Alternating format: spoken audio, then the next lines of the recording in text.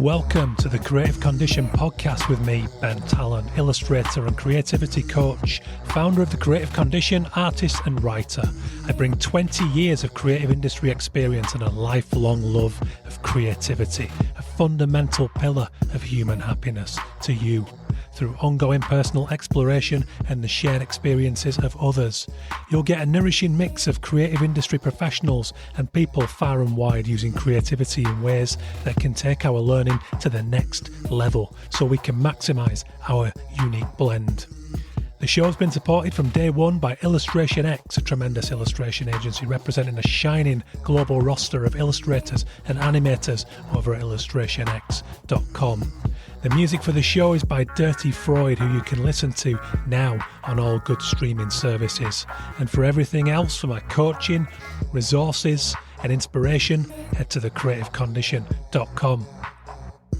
How are you doing, guys? My name is Ben Talon. I'm your host. This is the Creative Condition podcast, and I'm back today with the 12th instalment of the Creativity Diary.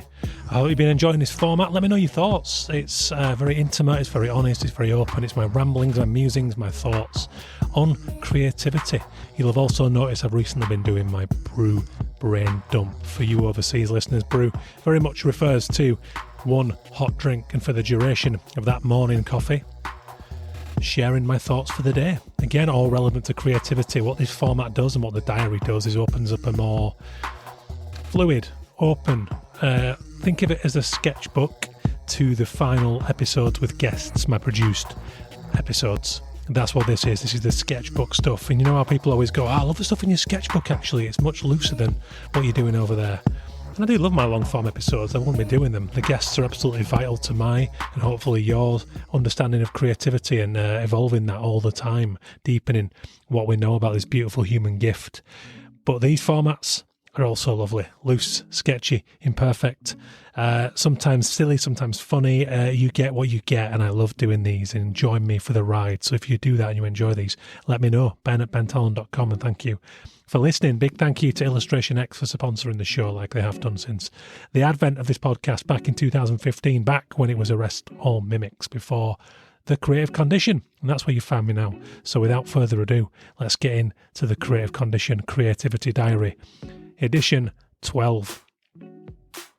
24th of April 2025, the joy of straight shooters.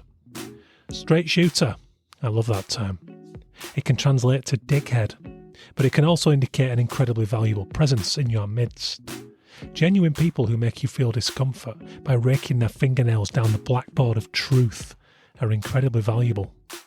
Dickheads are not without lessons, but require more tolerance and a willingness to seek understanding to access them, and rage must be felt along the way.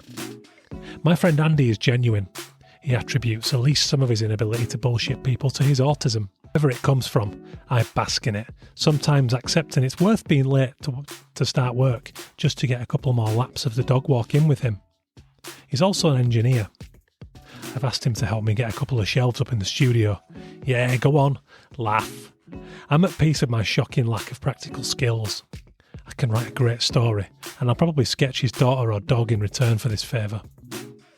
This morning, he asked me to ask the fellow who built my garden studio how thick my plasterboard walls are. Then, about to explain his thinking, his beautiful frankness burst out. Right, this is boring as shit, but listen. And we both cackled. The truth is always funniest.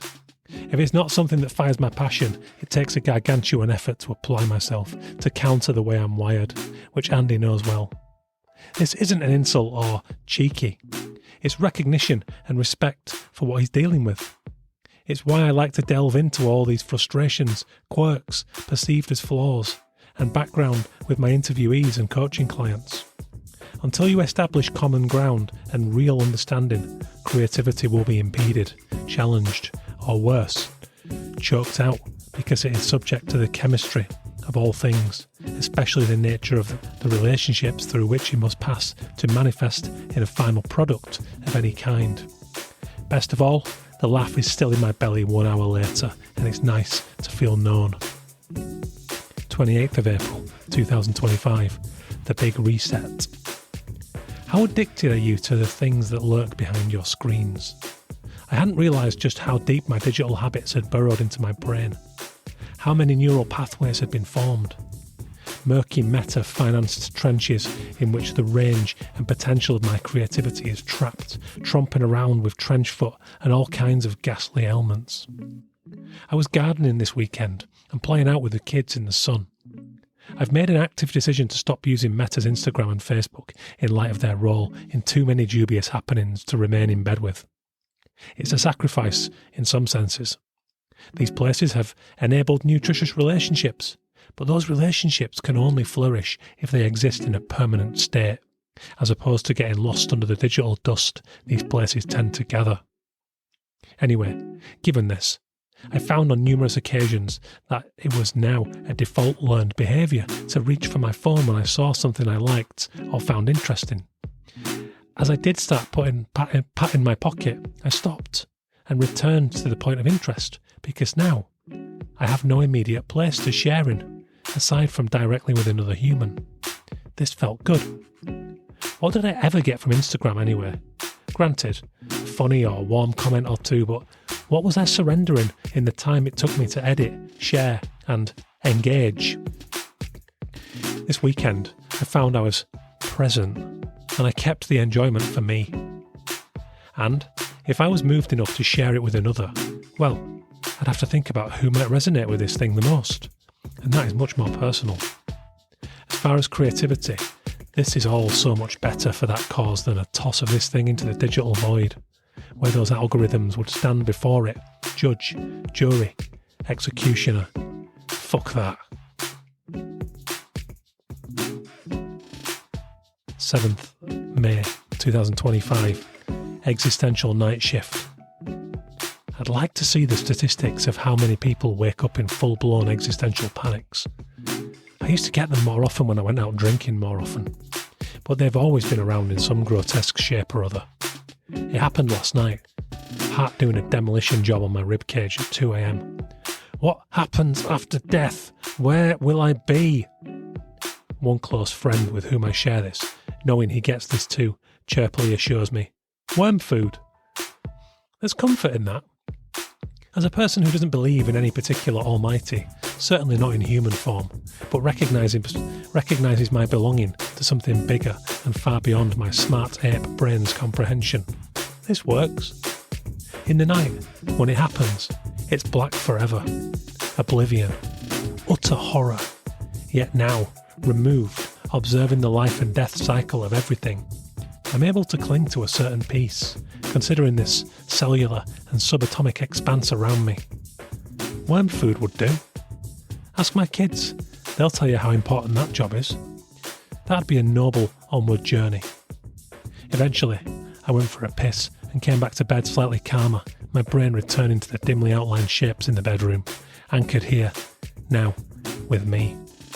But about those stats, I bet there's a line between those who lead with creativity and those who wake in dread. 8th of May 2025. It's easy to forget.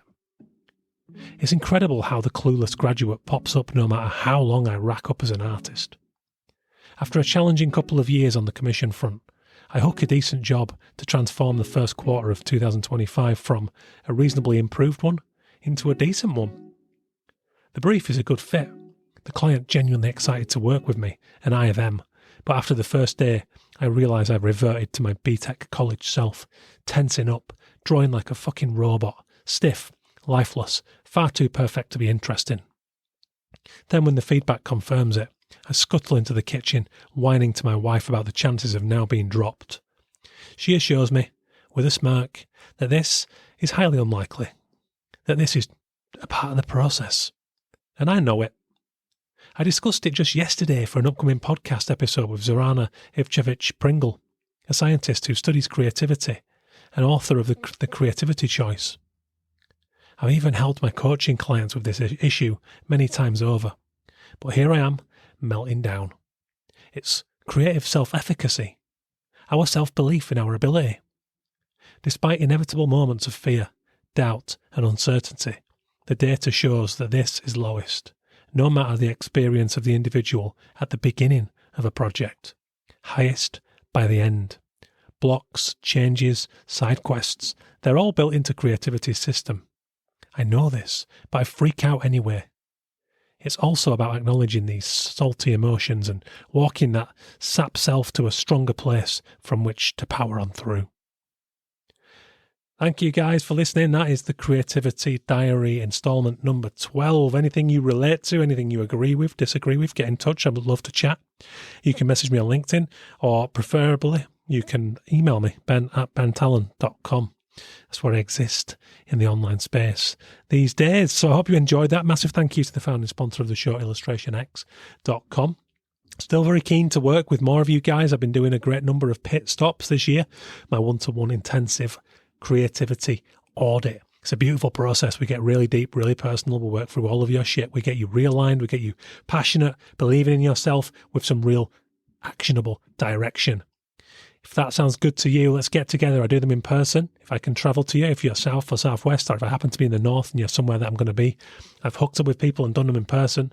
Otherwise, we do it over Zoom, which is cool too, because we can have a brew and a little break and a little toilet break and all that stuff. That's the luxury in it of doing it from your own comfort zone.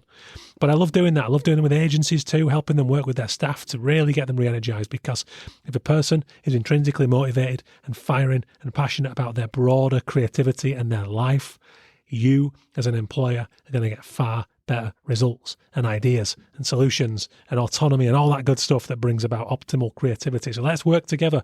Head to thecreativecondition.com/coach.